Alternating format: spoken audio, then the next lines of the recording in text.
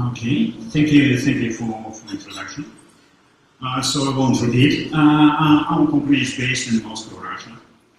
We're doing a lot of technical stuff, both for the software, which we sell to government and law enforcement around the world, and we're also doing some security research, some for the software, for our software, and some just for fun.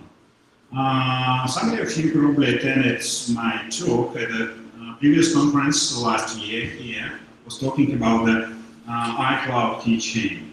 And actually iCloud is one of our main targets. Apple doesn't like that much. Is anybody from Apple here?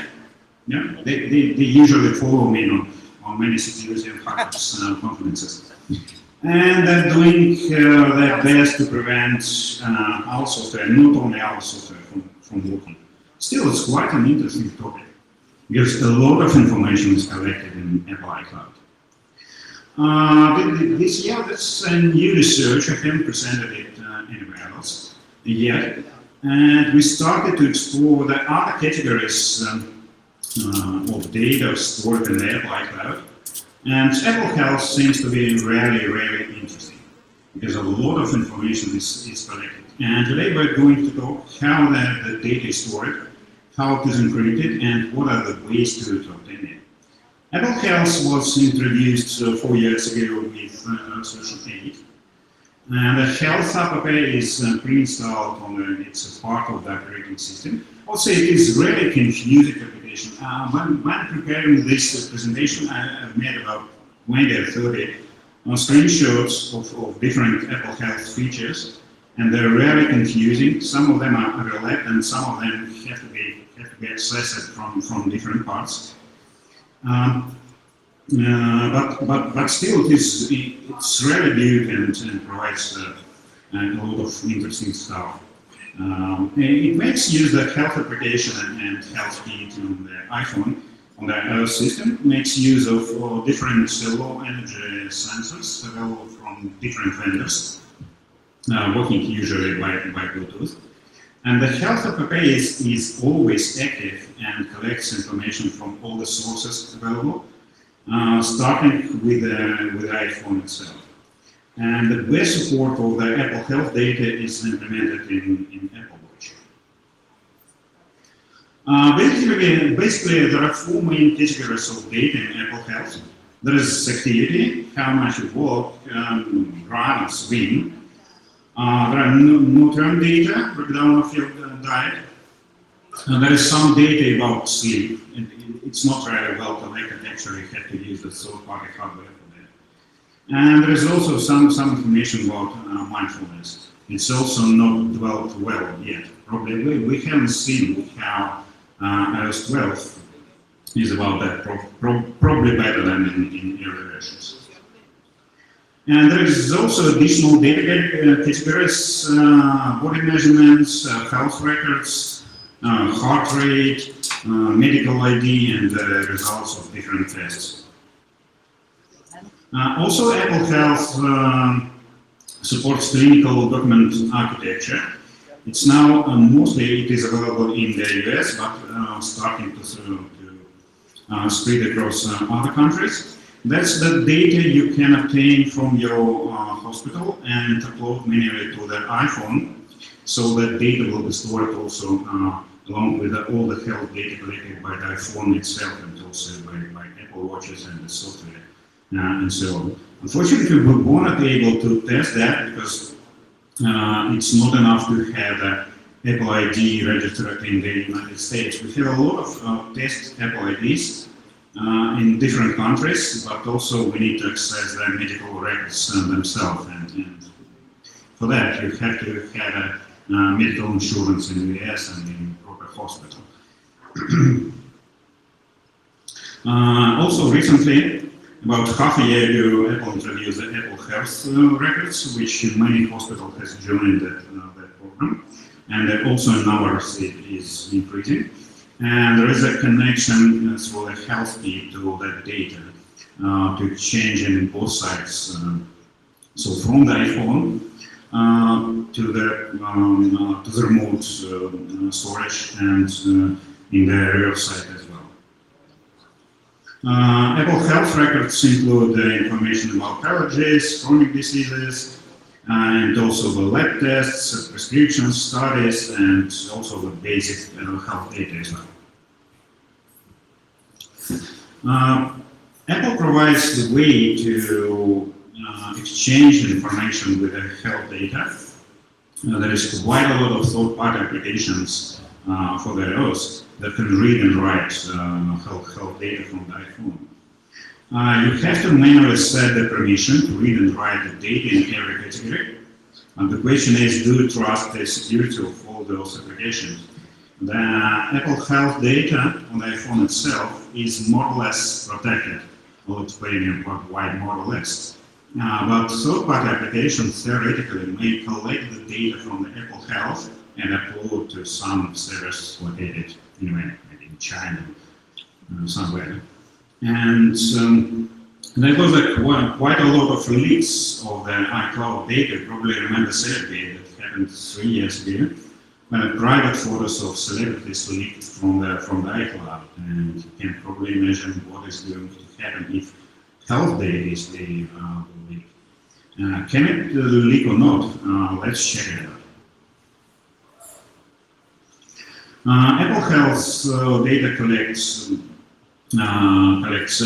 from various sources. First of all, you can of course add some data manually by entering onto the iPhone. Also, it collects the data from the devices that support Health Kit. The first and best one is Apple Watch, but there is a lot of different fitness trackers. And sometimes they're much more powerful than Apple Watch itself because they're recording various parameters not available in the watch. And there is also data collected by third-party applications.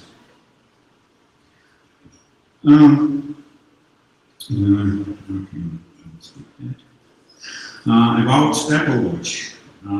Apple Watch contributes a lot of data to the iPhone because it includes a lot of its own sensors. And most of the health applications also compatible with Apple Watch, this or that way. They appear on Apple Watches and it's convenient to start. For example, when you start a workout, you just press the button and the Apple Watch starts recording the data, which is more accurate than on the iPhone itself, and immediately uploads it into the iPhone. It also checks your heart rate on a regular basis, and that's a really good idea. And Apple Watch already saved a lot of lives because of that. If you're not a doctor, you cannot probably detect some anomalies in your heart rate, and that's what Apple Watch does for you. And Apple Watch Series 4 also includes a feature as an electrocardiogram. It seems that it will be available only in the US, but let's see. Also, a new exciting feature of Apple Watch is a fall detection, and there are 3 different fall patterns, and it can automatically call the emergency number. By the way, it is enabled by default only for people older than 65 years, but for younger people you can enable that yourself. And that's also a great source of that, I would say, evidence. For example, when discovering that some criminal case, you can understand, detect the time of when the crime has happened. Most of the data is synced to the cloud, and Apple Watch doesn't store much data itself, and most of the data is just uploaded to the iPhone and available only there, and from the iPhone it goes to the iCloud.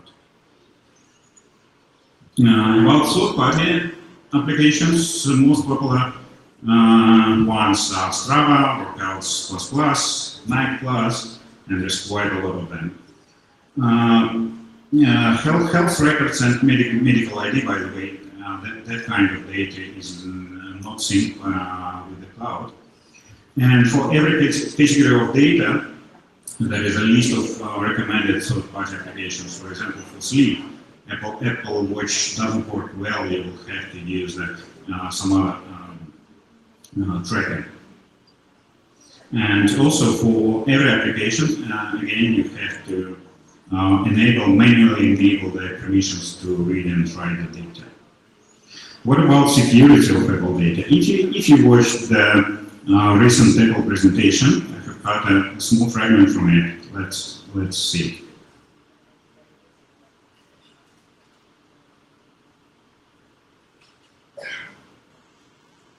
Oops.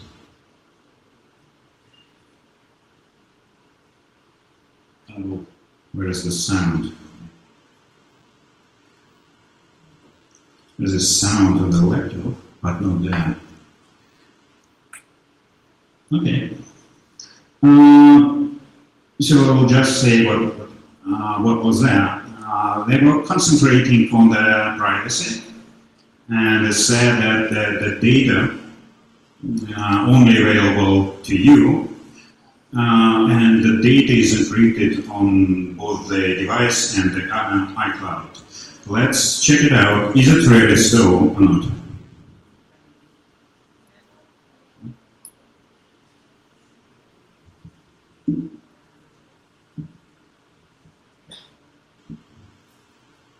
It's still protected. Still At Apple, we believe your personal information. F Series 4 is the ultimate guardian for your health, the best fitness companion, and the most convenient way to stay connected. And with all these amazing features, of course, your data is still protected. At Apple, we believe your personal information belongs to you. You should decide who you share it with and who gets to see it, period.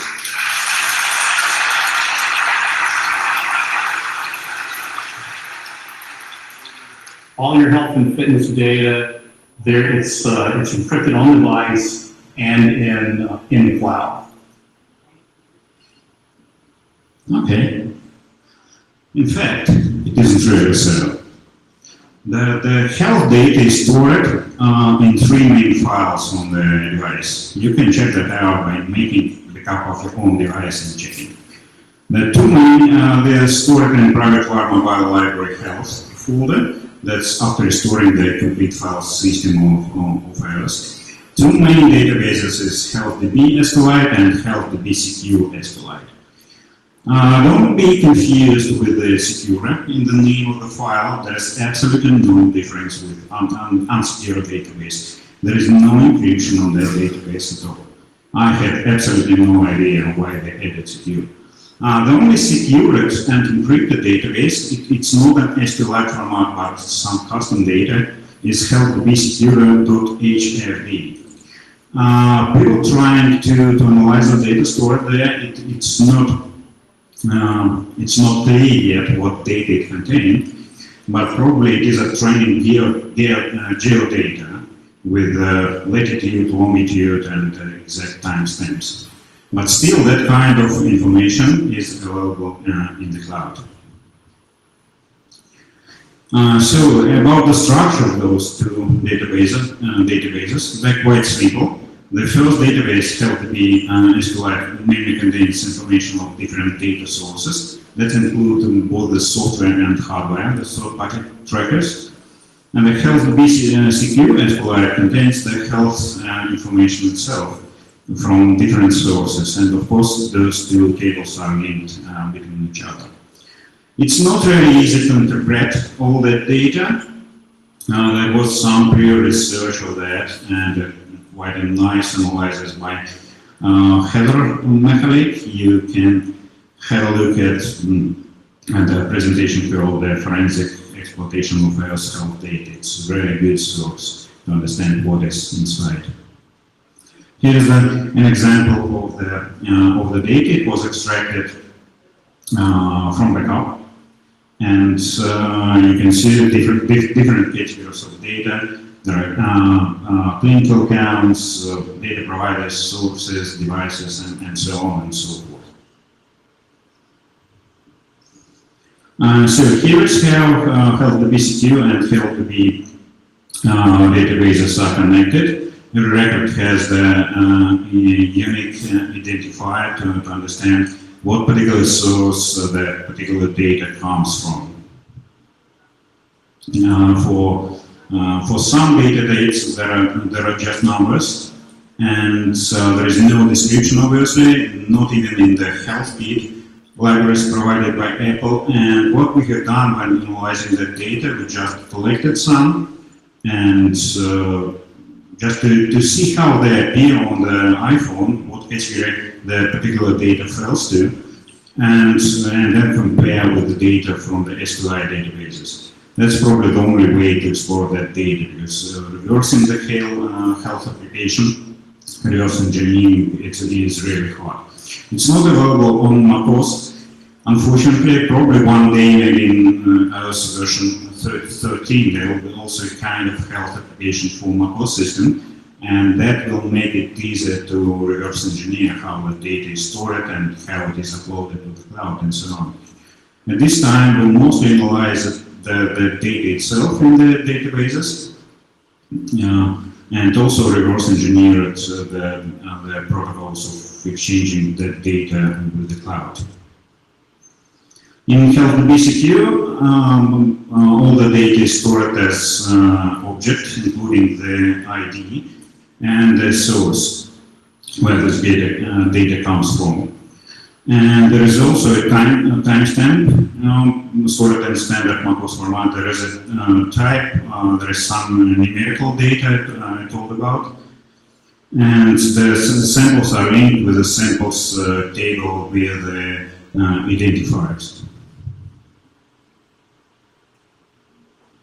There is also category samples that may contain non-numerical but text data or block data. And they correspond to the, for example, to the list view selection in the applications where you can choose between different parameters. And so they're stored usually in plain text. Here are the information of some of the tables in HealthDB secure we were able to understand. And there are objects, samples, commodity samples, category samples, correlations, and so on. And that information, unfortunately, also not available in the health kit data. So usually we used again the same approach by comparing the data we have found in the table with the actual data how it is shown in the health application on the iPhone. And here is also a known to us the HealthDB table, tables in that particular database, the sources, source devices, and key value pair, which is standard for most data collected by us. Why it is very important? Because the acquisition of the health data is only a part of the work, and next you have to interpret that data.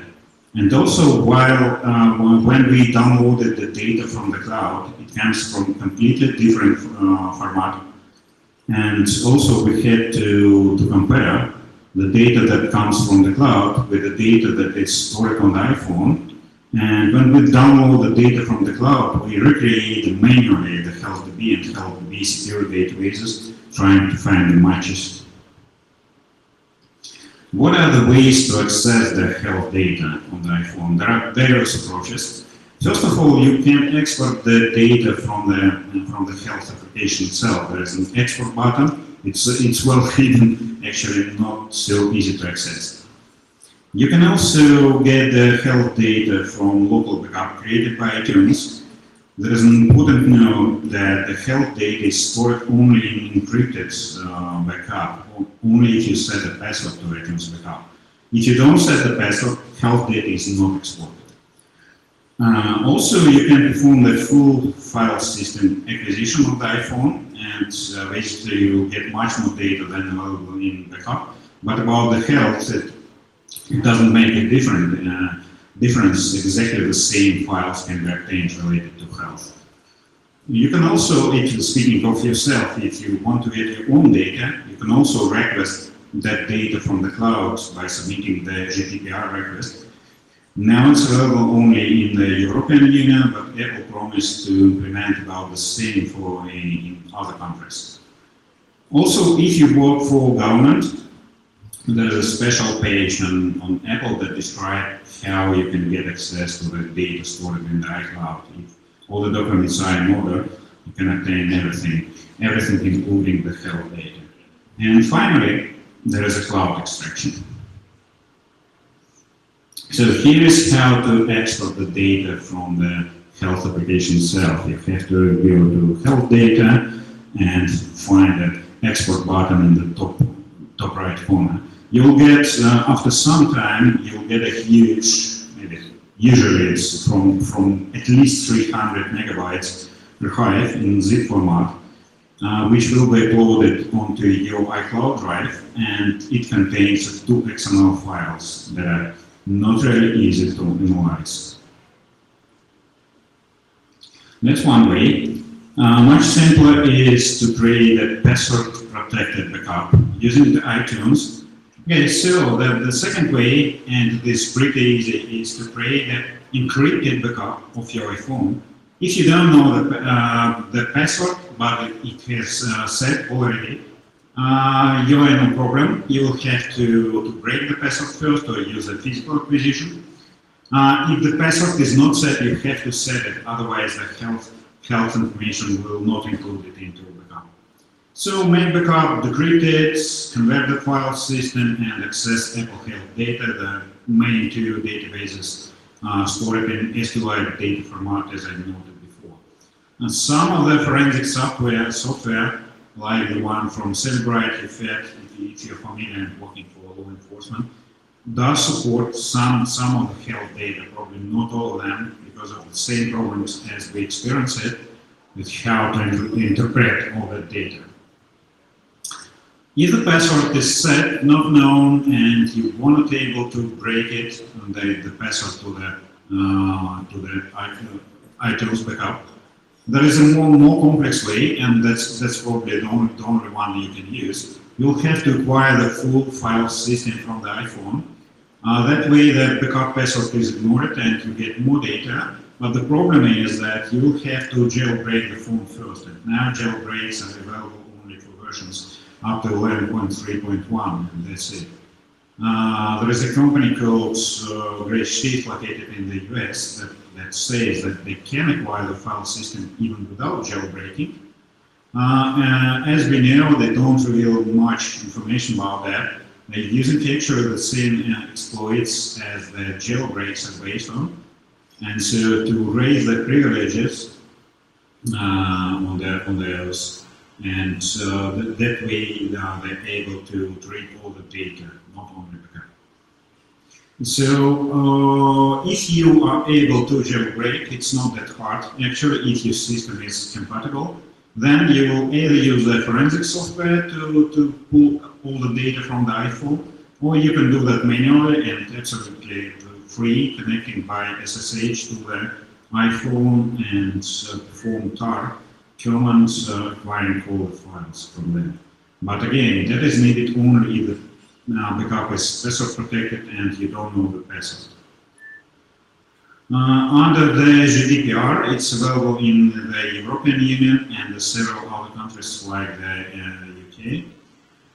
You can go to privacy.apple.com, complete the form. Of course, you will have first to authenticate using your Apple ID and password.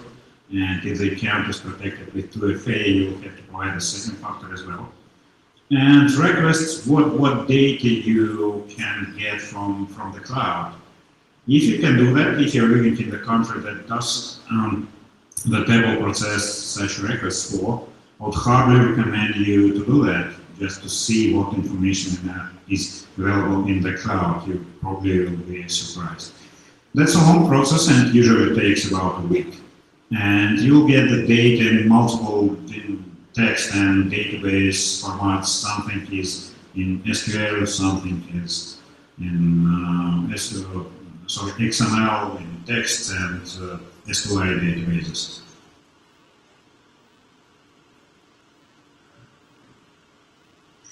What about storing the data in iCloud? You probably checked your account settings, iCloud account settings on the iPhone, and you can select the categories you want to sync the data, starting from contacts. and also it is mail, photos, calendars, Safari, and so on. And one of the items there is health, and it is enabled by default. So if that option is enabled, most of the health data from the iPhone also go to the iCloud and being synced with your other Apple devices.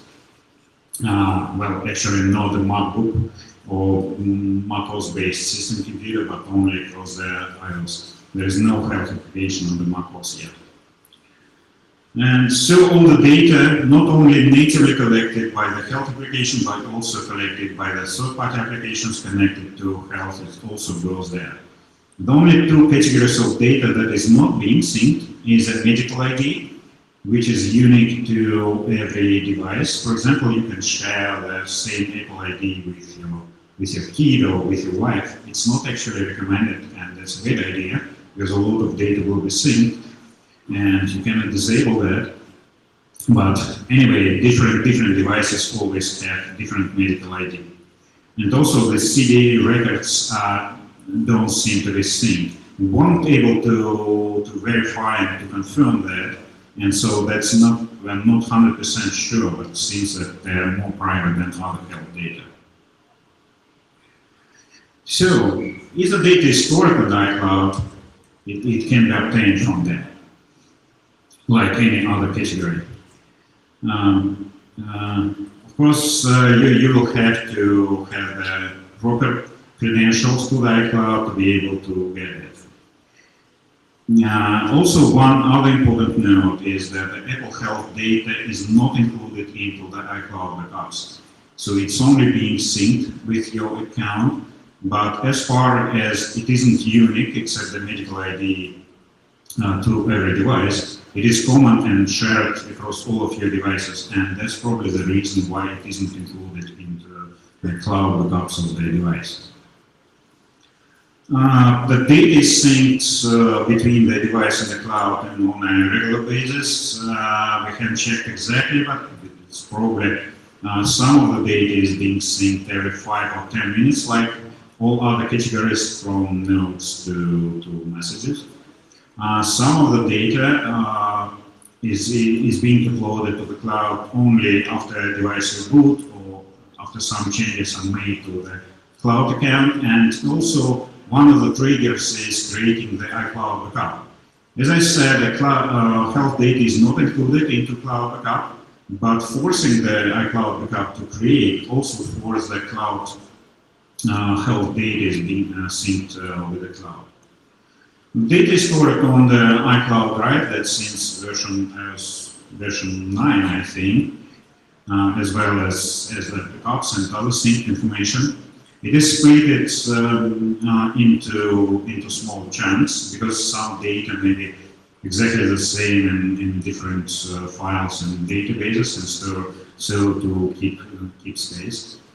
But about the encryption, as you probably know, all the data in the iCloud is encrypted and the encryption is strong, but the keys are stored along with the data, not on the same servers, because Apple don't have much of the facilities to store the data, and they're mostly renting the data storage from Amazon, from Google, from Microsoft, and so on. So your data may be anywhere, actually, except China. For Chinese iCloud accounts, all the data are also stored by Chinese data providers. And the encryption keys to decrypt all that data is stored only at Apple facilities in California. So that way data is more or less secure. So if someone will get physical access to the service where the data is stored, they still won't be able to decrypt it because the keys can be obtained only from Apple. However, if you have the proper credentials to the iCloud account, you can get both the data and the encryption keys. And here, we remember what Apple said, that the data is encrypted in the cloud. But it is actually stored exactly the same as all other categories of data, except just two most secure one. The iCloud keychain, it is encrypted much stronger than the other iCloud data, and also messages in the cloud that was available since version 11.4, they're also encrypted additionally. But the health data is encrypted the same, and once someone gets access to the cloud account, he gets everything, including the health data. So the approach for obtaining the health data from the cloud, the same way as, for example, notes or contacts. We have to receive the encrypted file chunks first, and so with the chunk we also we request the zone list. The zone is the area in the iCloud where the particular data is stored. We also need to request the zone sync data when the data was synced and can be accessed right now, because sometimes when the syncing is still in progress, you cannot obtain the data yet. You have to wait. Then we send another request to receive the file links. The links will be to the particular chunks stored in the iCloud, and finally we have to download files. The files will be still encrypted at that point. Exploring the zones is a problem, because also there is no documentation for every category of data stored in the iCloud.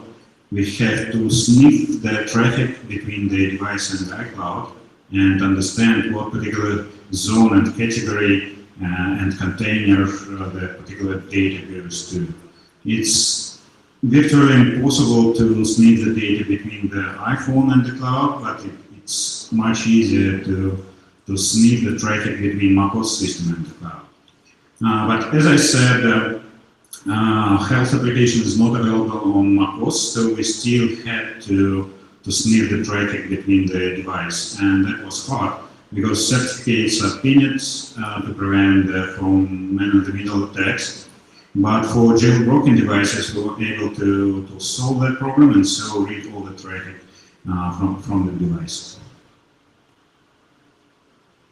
So here is an example. I won't read the code, of course, how the request is formed and what data we return back from the cloud. That's only, of course, a very small part of the engine that accesses the cloud. Once we downloaded the chunks, there are no complete files stored in the cloud. We can only download chunks, and for every chunk we received also the encryption key, and first we have to unwrap the key and then use that key to decrypt the particular chunks. And only after that, the decrypted chunks can be merged into ready-to-analyze files. That works, as I said, the same as with other data stored in the iCloud. So the main program at this point was only to identify the particular zones where the health data is stored in the cloud. The second problem is that the data being returned from the cloud, it is not just healthdb.SQLite file.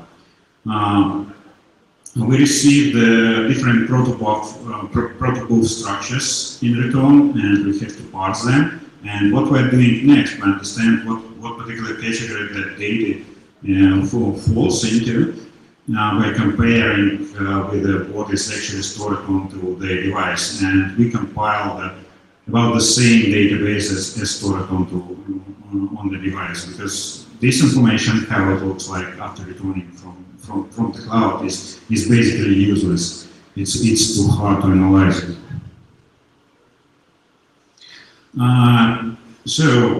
If you want to get the data from the cloud, or if you want everyone to prevent downloading your data from the cloud, what can go wrong when accessing the cloud data? The main protection of the cloud data is two-factor authentication. Again, I think on Selectgate that happened. At that time, iCloud backups were not protected by two-factor authentication, and so it's pretty easy to obtain the passwords to the iCloud accounts using phishing, for example, some other methods like social engineering. And once you get the Apple ID and the password. If there is no two-factor authentication enabled on the account, you get all the data stored there. And two-factor authentication is really good protection. So to access data in the cloud, you with 2FA enabled, you will also need to have the second factor. And second factor is either a trusted device, or you can also authenticate by SMS. And so if, for example, the phone is locked and so you cannot even see the notifications there, you can just pull the SIM card out from the phone, insert it into the other one, and so you see the second factor authentication code and so access all the data. Also, one important note that it is possible to still fool the two-factor authentication even without the second factor. It is possible using the authentication tokens that can be obtained, for example, from Windows desktop or from macOS desktop. If they're connected to the same iCloud account, then the authentication token that is created after successful authentication is safe in the system. It is encrypted but not too hard to decrypt it. And using that token, you can access basically the same information as available using the Apple ID and password. There are some exceptions. Some of the data is protected better. For example, you cannot get the iCloud keychain using the authentication token. We're still working on that and probably will be able to access the keychain using tokens, but at this time you can only do that using the password and second factor. And also starting with iOS 11.2 with the account with two-factor authentication, also the token cannot be used to obtain iCloud accounts. All the categories that are being synced between the device and the cloud, they can be obtained with the tokens.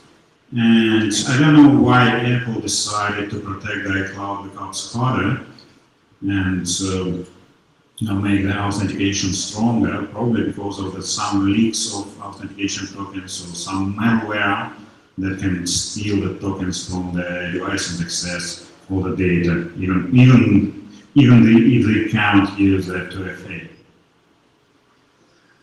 So back to the cloud syncing again. What categories of data is being synced with the cloud? Now we know that health is almost completely synced, except the medical ID and CDA.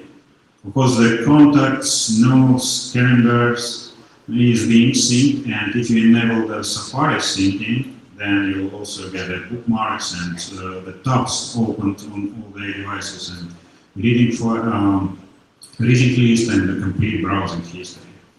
And also the call log is being synced, and there is absolutely no way to disable the call log syncing with the cloud until you disable the iCloud Drive completely, which will make the iCloud almost useless. And call logs are stored, I think, for at least 2 weeks in the cloud, and so they can be accessed that way. Also, the iCloud keychain, of course, is being synced, but to access it, it's not enough it isn't possible to use the authentication token. And even using the Apple ID and password and the second factor, you can still have a problem, because another kind of protection is that to access the iCloud keychain, you need to know the password or passcode of one of the trusted devices to be able to enter into the so-called trusted circle, and so that part of the information is well protected. About the messages, both iMessage and SMS synced into the iCloud, it is also protected better. It is additionally encrypted than the message data, and the encryption key for messages synced to the cloud is stored into the iCloud keychain. So you will have to pull the iCloud keychain first, and for that, as I said, you will need to know the passcode of one of the trusted devices, and only this way you will be able to access messages. I had no idea why Apple decided that health data is not so important, and so encryption of health data is not different from other categories. If I were Apple, I would protect it about the same way as the iCloud keychain and messages, because it's really critical information. So what's next? And that's what is we are working at on speaking on the iCloud. We're almost done with the health. Most of the data is already downloaded and compiled into the same format databases stored on the device itself. But there is actually more, especially in iOS 12. iOS 12 now can also sync voice memos into the cloud, and so everything that is being synced, it can be obtained from the cloud back. Weather and stocks, it is actually since iOS version 9 or 10, I don't remember. That doesn't seem to be very useful information, but it's still being used by law enforcement for investigations. And two other very interesting categories is home data. That's all of your devices that use the home kit, that's starting from the home port, and different sensors, thermostats, lights, and so on. So you can, by getting access to the cloud, you can also get access to all the data collected by all those devices. And the one we're also working hard on is the screen time feature in iOS 12. Previously, all that information like the application usage by time of the day and the exact times when the application was started and what was active on the screen was only available in the files that can be obtained through physical acquisition of the device only. That data were not included into items lookups. But now with iOS 12, most of the data is being uploaded into the cloud, if of course you have enabled the screen time syncing across the devices, which most of the people do. And so the detailed application usage can be also obtained from the cloud. Okay, that was it. Thank you. Any questions?